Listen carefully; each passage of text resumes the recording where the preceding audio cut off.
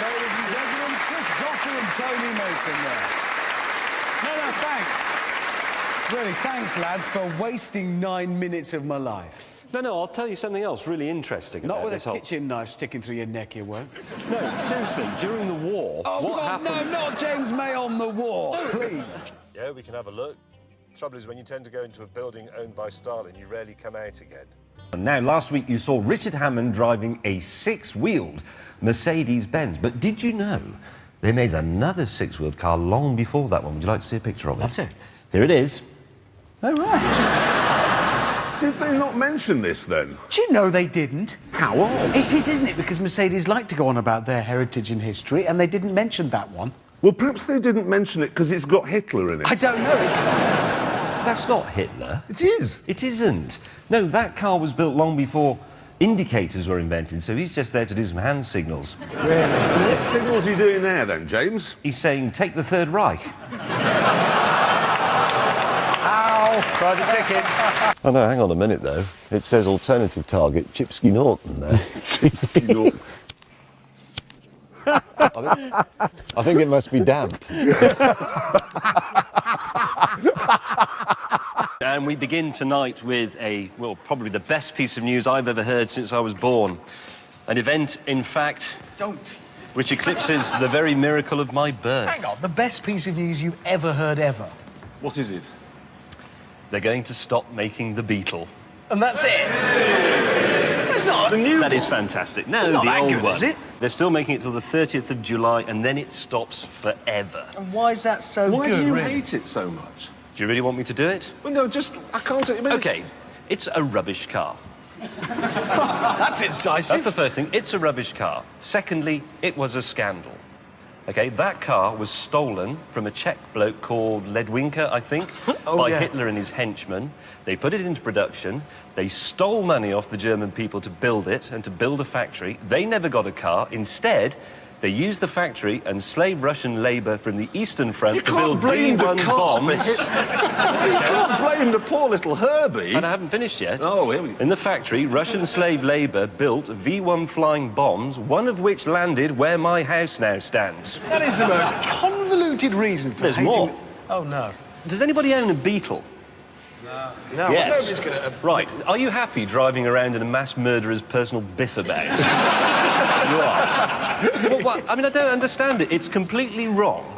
Well, actually, we'll do the news in a minute, because first I want to say a couple more things about that Bentley. You see, you said there it was like a slab of old England. Yes. But Bentley is owned by VW. Yeah. That car was styled by a Belgian, and it was engineered by a man called Ulrich Eichhorn. Doesn't sound very British. Are you does it? presenting Top Gear, or are you writing a letter to the Daily Telegraph? Well, I'm just saying that you know immediately that that car is German because it's got too much power. They've overdone it, as usual, like they did on their French holiday in 1939.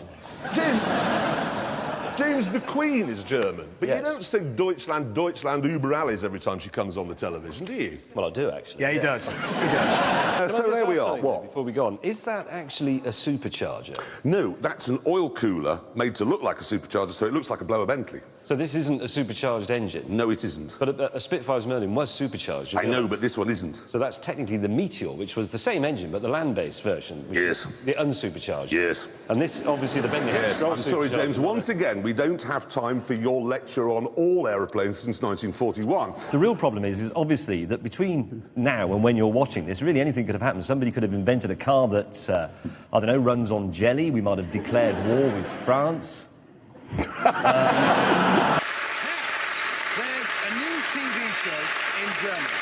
It's all about cars, and it's hosted by 3 people. I can't imagine where they got that idea from. Yeah. No idea. Anyway, they got in touch with us, and they invited us to take them on in a series of races and challenges. Now, obviously, we needed somewhere to stage this. Yes, I suggested we did it in the skies over southern England. In fact, we settled on Belgium, which was a country invented so that Britain and Germany would have somewhere to sort out their differences. And on that point, the producers told us, now listen, you're representing the BBC. You can't just turn up and go on about the war.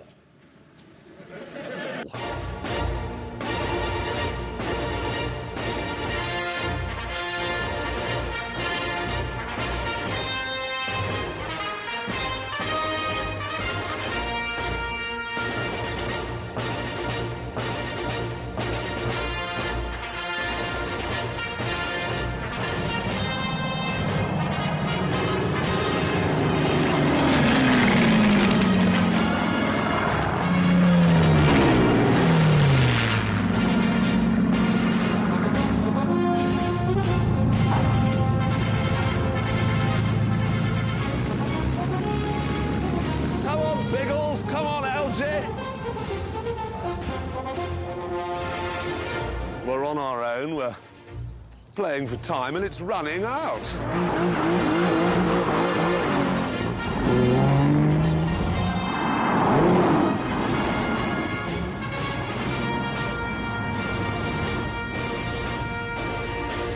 We might have overdone this. Oh, it could be worse. Could have come in the back of Bobby Charlton. That is really weird, though, isn't it, what started in here? I've broken Stalin's house. Jeez, I'm going to the gulag. James! Broken Stalin's house. Really, the car is the only solution. For now, yeah. And now it's getting to the point where nobody can really afford to fill them up with fuel. To be brutally honest, the only real solution to keeping fuel prices down is population control. What, we need China? No, not... James May's fuel price solution. Not kill people. Well, fair enough. Think about it. How many people are there in France? In France, Yeah. it's about the same as here, 60 about million. 60 million. We don't need all of them, surely. I'm not talking about a pogrom. I'm talking about limiting the rate at which the population expands. Oh, no, this is even... So you're saying that because I've got 3 children, I'm causing fuel prices to go up? And because you spill your seed alone, rather than killing everybody in France and not having any babies, how about this for a much better idea to keep fuel prices down? No, individually. What about never brake? Hang on. The Spitfire. Yes. It was the Hurricane that won the Battle of Britain. Well, it just wasn't. No, it just was. There were far more of them. It was easier to build. It was easier to repair. It was easier to fly. It was. But that's like saying that a Nissan Juke is better than a Lamborghini Aventador because it's easier to build and there are more of them. No, it's not like that at all. It is. The Hurricane was a much more stable gun platform in the hands of a novice. The Hurricane accounted for more enemy aircraft than all of our other air defences combined. Yes. It won. But the Spitfire, OK, the Spitfire looked glamorous. So you'd look up from the sky and then that improved morale on the ground because people were going, oh, wow, look at that, we can't possibly lose Yes, this. but morale didn't shoot down enemy aircraft. Hurricanes did. Yes, That's I know, but simply you've got a fact. small boy looking out the window, wow, look, there's a Spitfire up there and I'm going to join the RAF. And that's what we need. He didn't want to fly a Hurricane because it looked like a sad basset hound. No, it didn't look like a sad basset. And anyway, the best fighter aircraft of World War II was the Messerschmitt 109. Everybody knows Well, that didn't win the Battle of Britain, did it? Well, to be honest, nobody won the Battle of Britain. It was a draw. What? Where have you got that from? Chaps! Hate to make this whole thing sound like, I don't know, a car show, but can we get it back to the Jag a bit? Yes, because I don't want to talk to him anymore about aeroplanes. OK, remember the Jag.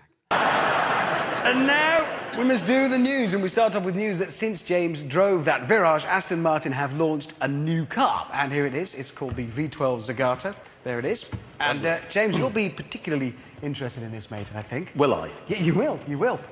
Because the boss of the company was quoted this week as saying, the Nürburgring is where we sign off every new model. I'm quoting, and there could be no better place for the new V12 Zagato to be finally tested, said the boss of Aston Martin. For crying out loud. Do you know what? If I'd been in Bomber Command in 1943, I would have bombed the Nürburgring every single night until it was gone. Am I the only person who thinks like this? This bad back of yours, would you say it makes you a bit crabby? There's nothing to do with that bad back. He's got a bad back as well, but he won't agree with me about it. OK. Ride is important. All right. Bomb it!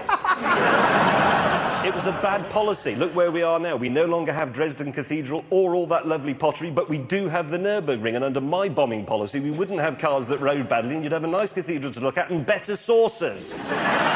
Listen, I'm sure that the Luftwaffe were very proud and pleased with the Messerschmitt ME-109. That was a damn good aeroplane, actually. Yes, but it wasn't as good as the Spitfire. Yeah, you could do negative G in a Messerschmitt Oh, 109. for me, he was bad as he is.